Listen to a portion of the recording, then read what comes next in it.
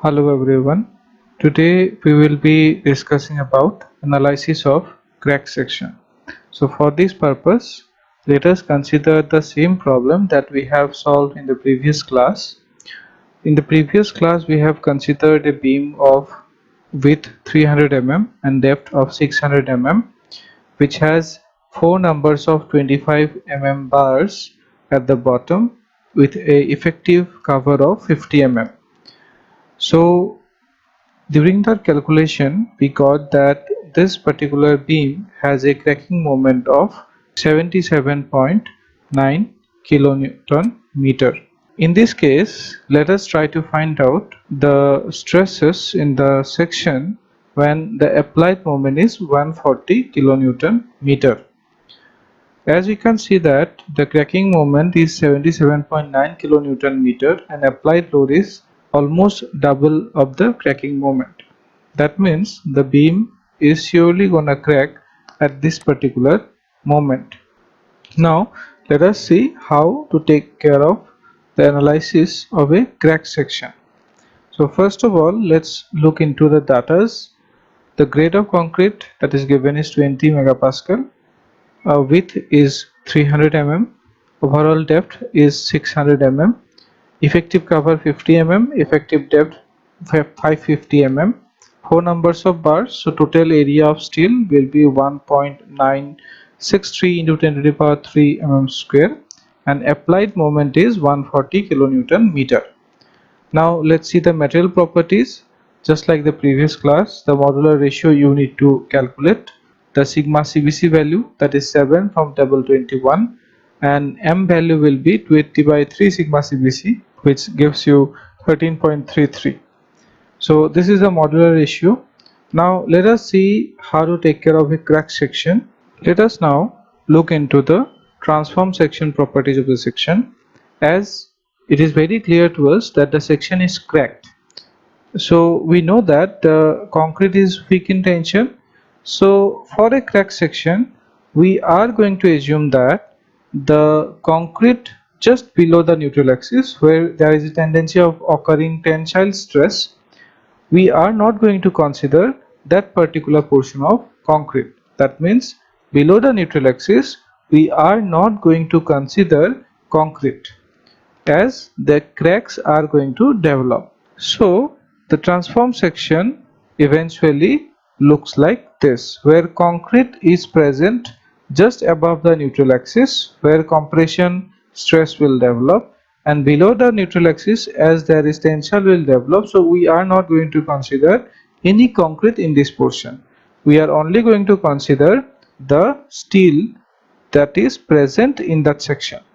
Okay, so if as this section is cracked, so this is the neutral axis, so we are considering this particular concrete portion, and here below you can see there is no HC, there is no concrete, only the reinforcement bars are present.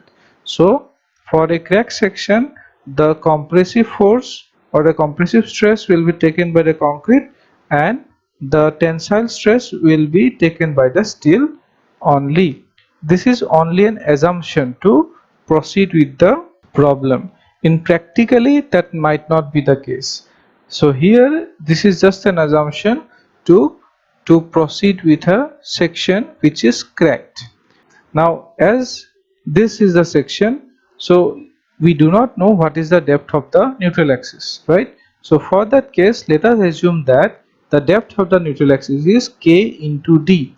K is a factor for depth of neutral axis. So k multiplied by the effective depth will give you the distance or the depth of the neutral axis from the top edge of the section. So KD is the depth of the neutral axis from the top fiber. And what is the depth of the stirrups from the neutral axis? That will be effective depth D minus KD. Remember, K is a factor which is multiplied with the effective depth, and K is called factor for depth of neutral axis. Now if you change this section to the transform section, that means of concrete material, then at the top below above the neutral axis we have concrete B and depth is KD, and if we convert the steel into concrete, then that area will be M into AST, just like the previous class. Then if you look into the stress diagram, you can see above the neutral axis we have a triangular distribution of stress, where at the top we have stress in the concrete, maximum stress in the concrete, that is Fc. Then it is maximum at the top fiber, then it is reducing and becoming zero at the neutral axis. It is supposed to decrease, that means it's supposed to change to tension in the downward direction, that means below the neutral axis. But as there is no concrete below the neutral axis, so this stress block is shown as dotted line, and this arrow mark you can see, that is the tension that will be taken by the steel. You can see that this is a stress block that we are going to work with. In this stress block, what is the, if this is Fc is the stress in concrete, Fst by M is the stress in the area of MAST, and Fst, if I am only talking about Fst, Fst is stress in steel, that means stress in only the area AST. Fst by M is a stress in the area MAST. Okay. Now, what is the force that is acting over this concrete block or steel? If you are looking for the force, then you can find out the area of this triangle. That will be the total force that is acting in this concrete block. And if you find out the stress from the steel, that will be the force acting on the steel. Okay. Now just look at the stress distribution diagram. If this is the supposed beam, when the moment applies it deflects, so the shape of this particular section, rectangular section, becomes this as it is getting deflected. So if you are looking for the strains, here the strains are in this direction, here this is compression and this portion is tension. So you can see this is the strain, and stress will be at the top we have compression, and at the bottom we have tension. See the arrow marks, it is going right to the left, here these are going to left to the right. So at the top of the neutral axis we have compression, below the neutral axis we have tension.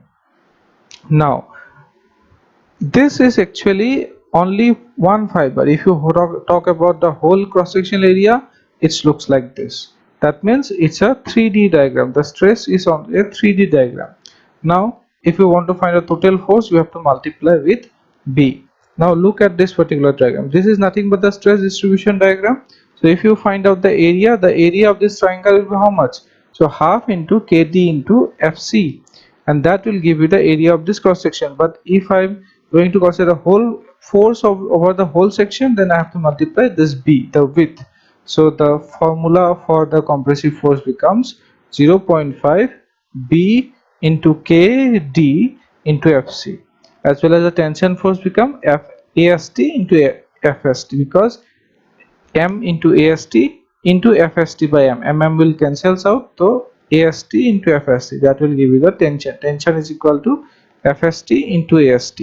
And what is the compressive force? This is 0.5 B KD into FC. You find out the area, multiply with the width, then you can find the total force. Now the question is, where this compressive force act?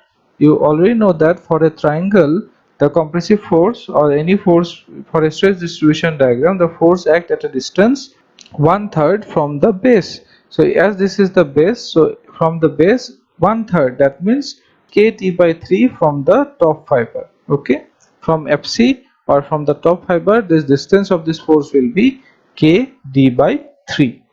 Okay, now if this is KD by 3, then what is the distance of these two forces, compression and tension? That will be represented by ZD. ZD is equal to this overall distance from the top to the reinforcement, that is D minus KD by 3. That will give you the distance between the two forces, C and T. The difference between the two forces is, or this is the lever arm, basically the lever arm is D minus KD by 3. Now this stress block is very important, and we are going to work with this particular stress block. Now let's go to the section, this one. So first of all, let us try to find out what is the factor for depth of the neutral axis, that is what is the value of K, so that we can find out the depth of the neutral axis. So we need to find out KD.